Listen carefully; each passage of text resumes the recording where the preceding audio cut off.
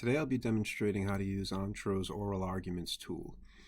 I've loaded a transcript here for a case involving involuntary manslaughter, and I'm asking it, Ontro, to write an oral argument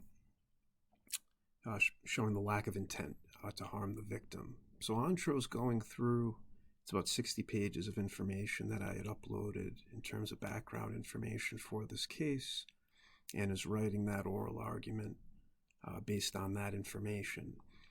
So Ontra is going to take those facts and, based on the request, put together an oral argument that can be used, or at least a great first draft, if you're trying to speed up your process.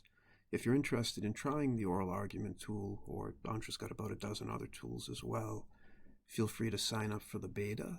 That's on Ontro.AI. If you click early access, just provide your email address. You'll be able to use all the tools for free and see what you think of it for yourself.